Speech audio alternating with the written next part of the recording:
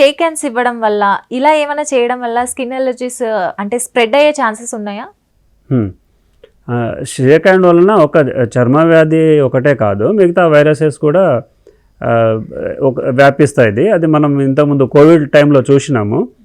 So మనం ఏం చేసినా చేతుల మీద మనకు ఏదో ముట్టుకుంటూ ఉండడము, తుడుచుకుంటూ ఉండడము, కడుగుతాము అన్నీ చేస్తాయి కాబట్టి మన హ్యాండ్స్ మీద కొన్ని సూక్ష్మ క్రిములు ఉంటాయి.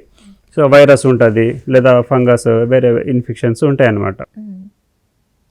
సో దానివలన ఇప్పుడు నా చేతికి చాలా ఏదో ఇన్ఫెక్షన్స్ ఉన్నాయి. నేను మీకు షేక్ హ్యాండ్ ఇచ్చిన, మీరు షేక్ హ్యాండ్ తీసుకున్న తర్వాత నాకు జలుబు, దగ్గు అవన్నీ ఉన్నాయి.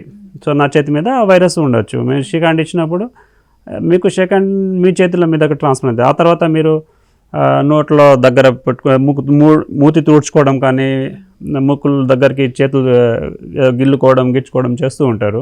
సో అట్లా చైన్ నుంచి ఎక్కడికి వెళ్ళింది, మన ఓరల్ క్యావిటీ, నోస్ దగ్గరికి పోతుంది అన్నమాట.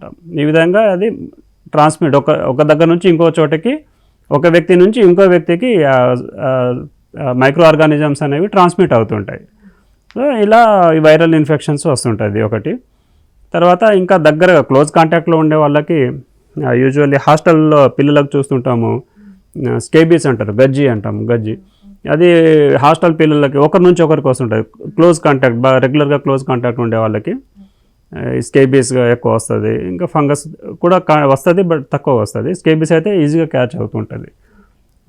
ఇలా ఇంకా కొన్ని మైక్రో ఆర్గానిజమ్స్ కూడా ఒకరి నుంచి ఒకరికి షేక్ హ్యాండ్స్ వలన ట్రాన్స్మిట్ అయ్యే అవకాశం ఉంటుంది. ఓకే, ఎలాంటి జాగ్రత్తలు తీసుకోవాలంటారు మరి? చేతులు కడుక్కోవడం, సోప్తో ఫ్రీక్వెంట్గా సోప్తో మాత్రమే వాష్ చేయాలి.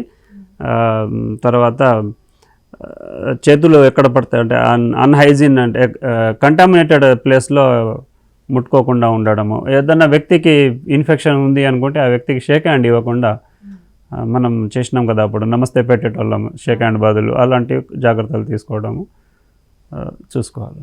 ఓకే.